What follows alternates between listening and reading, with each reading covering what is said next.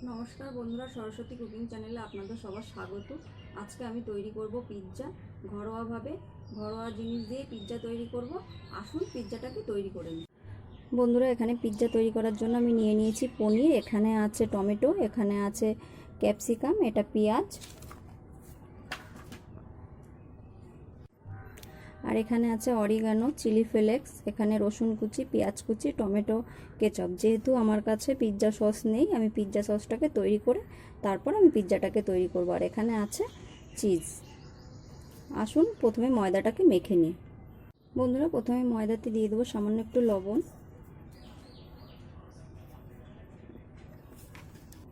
দিয়ে দেবো baking powder 1 চামচ, দিয়ে দেবো বেকিং সোডা 1/2 চামচ,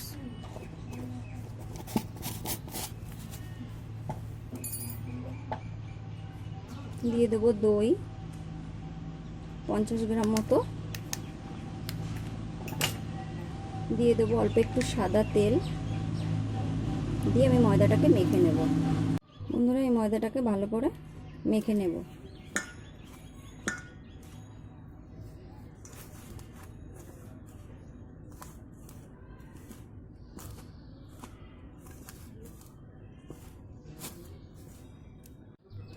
বন্ধুরা এবার অল্প অল্প জল দিয়ে আমি একটা সফট ডো তৈরি করে নেব।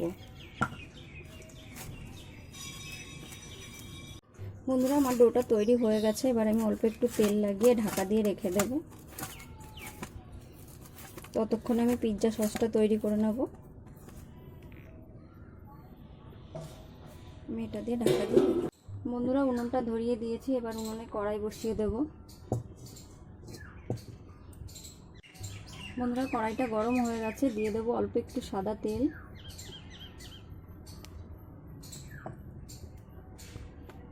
বন্ধুরা তেলটা গরম হয়ে গেছে। এবার আমি দিয়ে দেবো রসুন কুচি, এবার দিয়ে দেবো পেঁয়াজ কুচি,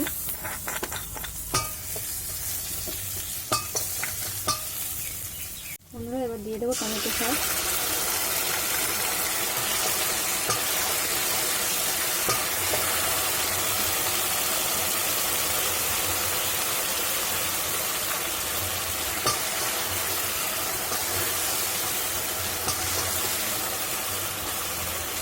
বন্ধুরা এবার দিয়ে দেবো অল্প একটু অরিগেনো, অল্প একটু চিলি ফ্লেক্স,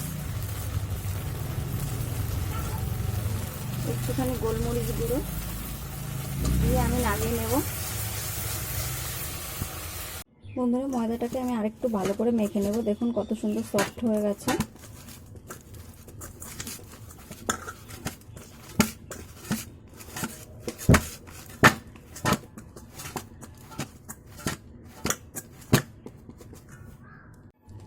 বন্ধুরা এই থালাটার মধ্যে এবার আমি একটু সাদা তেল লাগিয়ে নেব।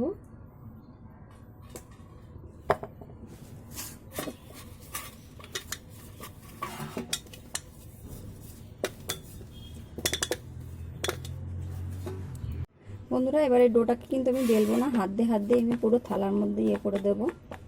দুটো হাত দিয়ে এরকম করে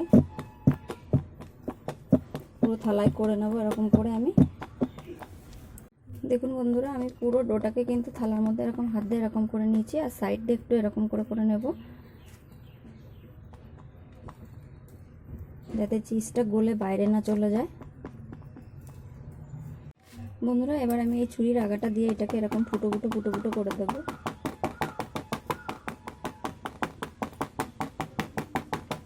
যাতে এটা ফুলে না যায়।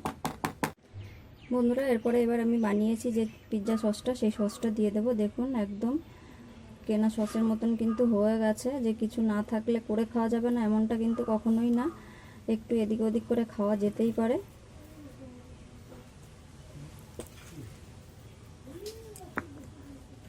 বন্ধুরা এবার আমি সমস্ত সবজিগুলো দিয়ে দেব একে একে, এরকম করে সাজিয়ে দেব। এবার ক্যাপসিকামগুলো দিয়ে দেব।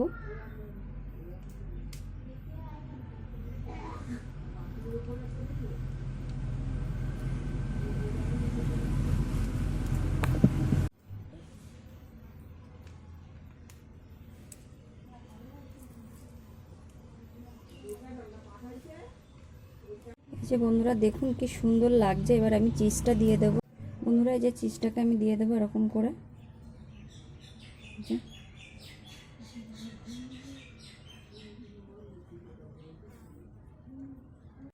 বন্ধুরা এবার আমি সাইড থেকে এগুলো একটুখানি এরকম করে মুড়ে দেব, এরকম করে। বন্ধুরা এই যে আমার পিৎজাটাকে রেডি করে নিয়েছি। এবার কড়াইটাকে আমি উনানে বসিয়ে দেব বন্ধুরা। এরপরে দিয়ে দেবো আমি একটু চিলি ফ্লেক্স, দিয়ে দেবো একটু অরিগানো,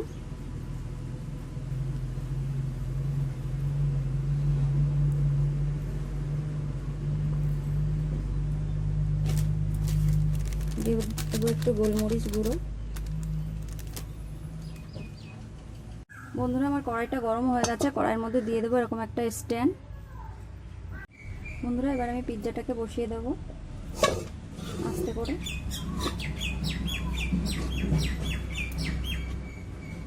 এরকম সুন্দর করে বসিয়ে দিয়েছি। এবার একটা ঢাকা দিয়ে দেবো। 20 থেকে 30 মিনিট এরকম ঢাকা দিয়ে আমি পিৎজাটাকে তৈরি করে নেব। দেখুন বন্ধুরা আমার পিৎজাটা কিন্তু হয়ে এসছে। এই যে দেখুন কত সুন্দর তৈরি হয়ে গেছে পিৎজা। একদম পারফেক্ট পিৎজা তৈরি হয়েছে।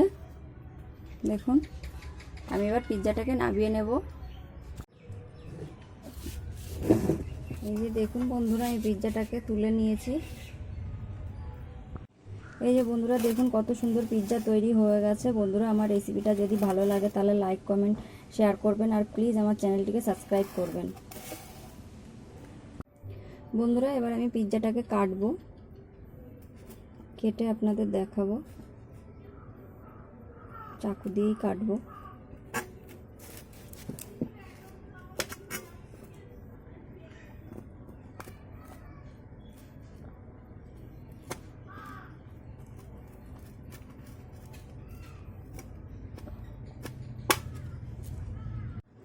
বন্ধুরা দেখুন কত সুন্দর পিৎজা তৈরি হয়ে গেছে। দেখুন এই যে ইস্ট ছাড়াও কত সুন্দর পিৎজা তৈরি হয়েছে। এই যে সাইড থেকে দেখুন। এবার সোনু খাবে। সোনু খাও, খেয়ে বলো কেমন হচ্ছে। খুব গরম। অনেকটা টেস্টি হয়েছে। হ্যাঁ, বেশ সুন্দর।